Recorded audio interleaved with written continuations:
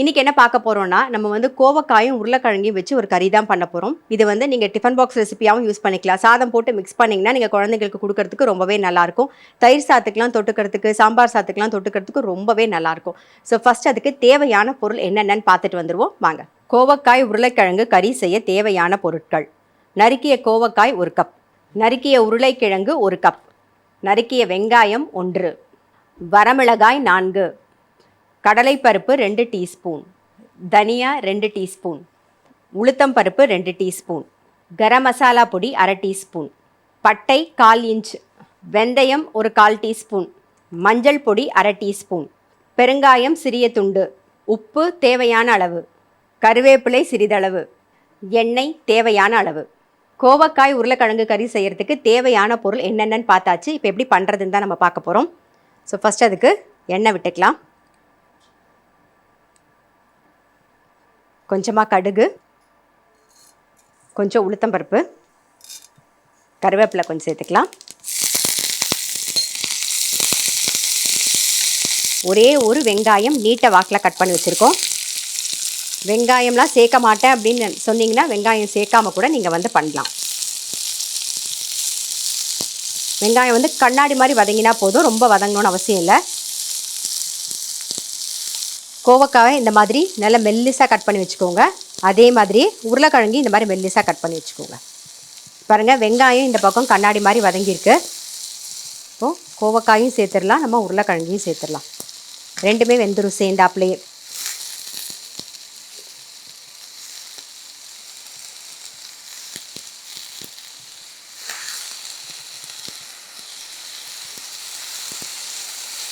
கொஞ்சம் மஞ்சள் பொடியும் உப்பும் சேர்த்துக்கலாம். தேவையான உப்பு, கொஞ்சம் மஞ்சள் பொடி. இதை நல்லா மிக்ஸ் பண்ணிவிட்டு சிம்மில் வச்சு அப்படியே மூடி வச்சுருவோம். வெந்துடும். தண்ணியெல்லாம் விடணும்னு அவசியம் இல்லை. நம்ம உப்பு போட்டிருக்கோம், அதை அப்படியே மூடி வச்சாலே வேர்த்து விட்டு அப்படியே வெந்துடும். மூடி வச்சுருவோம். இது இந்த பக்கம் வேகட்டும். இப்போ வறுக்க வேண்டியதெல்லாம் என்னென்னு பார்த்துடலாம். ஒரு ட்ராப் எண்ணெய் விட்டுப்போம். எப்பயுமே சொல்கிறது தான், நம்ம வந்து இப்போ கட்டி பெருங்காயம் தான் யூஸ் பண்ண போகிறோம். அதே மாதிரி வரமிளகா வறுக்கும் போது கொஞ்சம் நெடி அடிக்கும் இல்லையா? ஸோ அது நெடி அடிக்காமல் இருக்கிறதுக்கு தான். ஒரு சின்ன பீஸ் வந்து பெருங்காயம், நான் ஒரு 5 வரமிளகா சேர்க்குறேன். கரம் மசாலா பொடியும் சேர்க்க போகிறோம், பட்டையும் போட போகிறோம். அதனால் வந்து அந்த வாசனை உங்களுக்கு தகுந்த மாதிரி பார்த்து போட்டுக்கோங்க. பட்டை மட்டும் போதுன்னா அது மட்டும் போட்டால் கூட போதும். கரம் மசாலா பொடி லாஸ்ட்டாக, நீங்கள் சாதம்லாம் மிக்ஸ் பண்ணுற மாதிரி இருந்ததுன்னா லாஸ்ட்டாக வந்து லைட்டாக தூவினாலே போதும். பிறகு ஒரு சின்ன பீஸ் வந்து பட்டை, இது கூடவே ஒரு 2 டீஸ்பூன் தனியா, ஒரு 2 டீஸ்பூன் உளுத்தம் பருப்பு, 2 டீஸ்பூன் கடலைப்பருப்பு, ஒரே ஒரு பிஞ்ச் வந்து வெந்தயம். சும்மா நீங்கள் இப்படி எடுத்து போடும்போது வர வெந்தயம் போதும். இதுக்கு தேங்காய் வேணும்னு அவசியம் இல்லை. உங்களுக்கு பிடிக்கும் தேங்காயும் போட்டுக்கலாம்னு நினச்சிங்கன்னா நீங்கள் இதை போட்டு வறுத்து கூட பண்ணலாம். ஆனால் அது இல்லாமல் ரொம்ப நல்லா டேஸ்ட்டாக இருக்கும். கலர் மாறாமல் தீயாமல் வறுத்துக்கோங்க. அப்படியே ஆஃப் பண்ணிவிடுவோம். நம்ம இந்த சூடே போதும். வறுத்தது நல்லா ஆறட்டும்.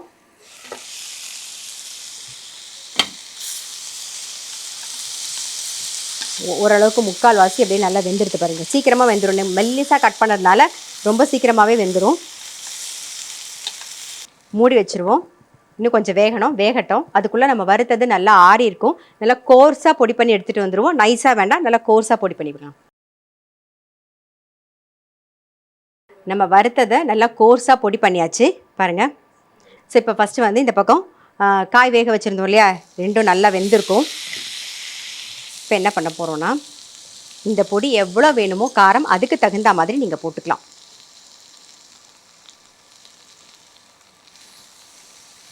அந்த பட்டையோட வாசனையே போதும்னு நினைக்கிறேன் நான். அதனால் நமக்கு கரம் மசாலா தேவைப்படாது. ஸோ நான் இப்போ கரம் மசாலா சேர்க்கலை. கொஞ்சம் கருவேப்பிலை போட்டுக்கலாம். அவ்வளோதான், ரொம்ப ரொம்ப சிம்பிள், முடிஞ்சிடுது. இப்போ பிளேட்டிங் பண்ணிவிடுவோம் நாம். இது வந்து நீங்கள் டிஃபன் பாக்ஸ் கொடுக்கணும்னு நினச்சிங்கன்னா, நல்ல பாஸ்மதி அரிசி 1 கப் எடுத்து நல்லா உதிராக சாதம் வடிச்சிட்டு இந்த மாதிரி பண்ணிவிட்டு அதுலேயே அந்த சாதத்தையும் போட்டு மிக்ஸ் பண்ணிவிட்டு மேலாக ஒரு ஸ்பூன் நெய், கொஞ்சம் கொத்தமல்லியும் தூவி மிக்ஸ் பண்ணி கொடுத்துட்டிங்கன்னா மத்தியானம் சாப்பிட்றதுக்கு ரொம்பவே டேஸ்ட்டாக நல்லா ஊறி இருக்குமா, ரொம்பவே நல்லாயிருக்கும். அப்படியும் இல்லை வீட்டில் தான் சாப்பிட போகிறீங்கன்னா எப்பயுமே சொல்கிற மாதிரி தான், நல்ல சுட சாதத்தில் நெய்யை விட்டு அப்படியே பிசைஞ்சு சாப்பிட்டிங்கன்னா அவ்வளோ டேஸ்ட்டாக இருக்கும். எப்பயுமே சொல்கிறது தான், தொட்டுக்கிறதுக்கு அப்பளம், வடை, சிப்ஸ் இது எது வேணாலும் ரொம்ப நல்லாயிருக்கும். தயிர் சாதம், சாம்பார் சாதம்னு எல்லாத்துக்குமே நல்ல காம்பினேஷன் ரொம்பவே நல்லாயிருக்கும். இப்போ இதை பிளேட்டிங் பண்ணிவிடுவோம்.